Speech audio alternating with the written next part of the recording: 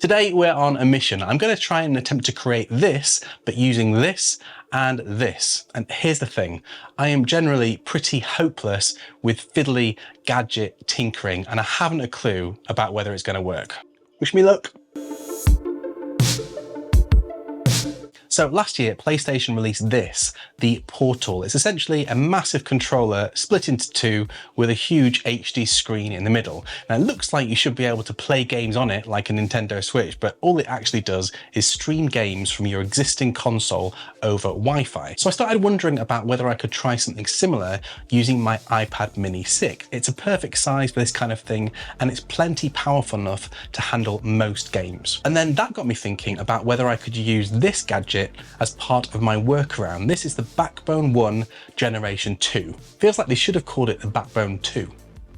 Surely? In this video, I'm going to show you 3 ways that you can use your iPad mini as a gaming device. We're going to make each of these methods progressively more complex, depending on how lazy you're feeling today. First of all, this is the easiest method. You don't need to worry about the Backbone controller. Just grab a standard PlayStation controller, pair it to your iPad using Bluetooth, then prop it up on a case or a stand like this adjustable magnetic one from Banks, and you're off. You will need to make sure you've connected your iPad to your PlayStation via remote play, but other than that, it's pretty straightforward. You can do this all in a matter of minutes. Secondly, let's up the complexity a little bit more. We're going to use the Backbone controller this time. This is actually designed to be used with a phone, as you can see on the box, and it has a USB-C connection here, plus a pass-through port down here, so you can keep everything charged. What it doesn't tell you is that you can just plug a USB-C cable into this end, and then the other end into your iPad, and it'll work just like any other controller.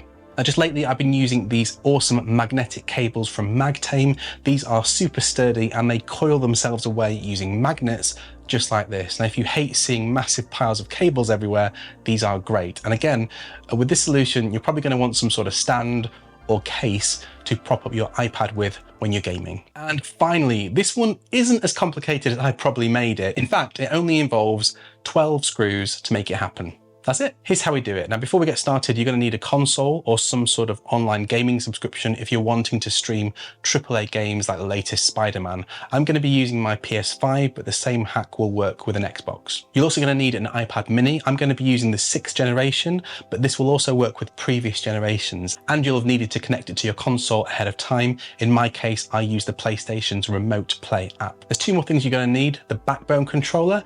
This is the Gen 2 that comes with USB-C.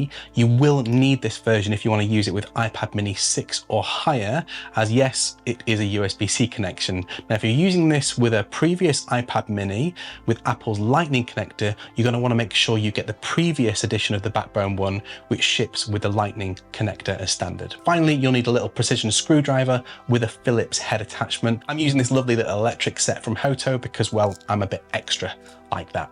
If we stretch this out, you'll see it fits my iPhone 15 Pro Max beautifully in the way it's designed to, but it's just a touch away from being able to fit my iPad mini. Here's how we're going to fix it. Now, pay close attention to this part. Before we do though, proceed with caution. I'm pretty sure that if you make a mess of this next bit, you will void your Backbone warranty.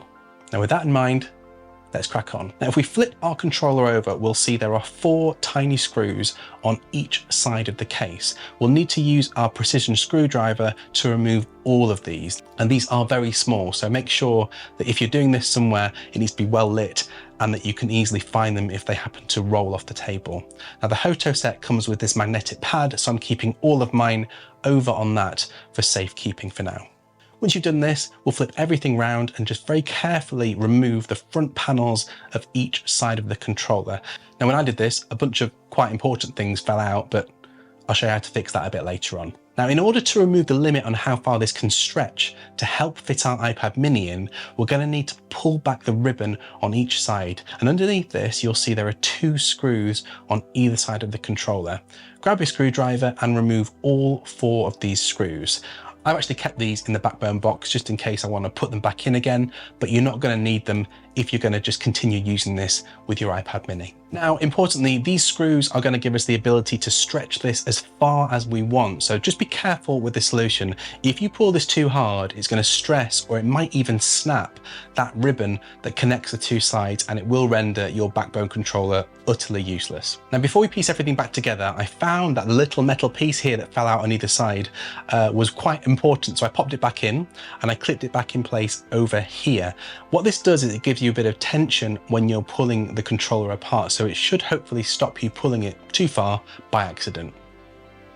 Hopefully. And then it's just a case of getting your 8 screws back in around the back and then making sure everything's good and tightened up. And then the moment of truth, does my iPad mini fit? Yes, and here we are, streaming a PS5 game, and of course you can use this controller to play regular iPad games from the Apple Arcade store, like this racing game. Given that the controller is really light and the iPad mini is a one-handed device, this is a fantastic way to get stuck into some micro gaming super quickly, or even have longer gaming sessions without getting super fatigued from holding up something like this. Now, the only few downsides I've found with this is that sometimes my PlayStation kept cutting out. That's probably more of an issue with my Wi-Fi network than anything else, but if in doubt, make sure that your console is cabled into your router to give you the best chance of this working really well. Also, the iPad mini 6 screen is not that bright at just 500 nits, so fingers crossed we get a bit of a display bump to something like OLED in the upgrade cycle this year.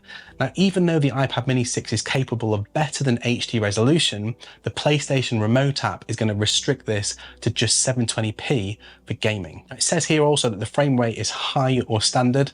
I couldn't find any information to describe exactly what high versus standard means, but my guess is that the most you're going to get here is about 30 frames per second. Now, this is fine for most games, but something really intense like a first-person shooter is going to really struggle using this kind of setup. If you need that full HD, 60 frames per second glory, maybe the PS Portal is probably the way that you need to go, but for me, I found this is absolutely fine for a cheeky bit of casual gaming at home or on the go.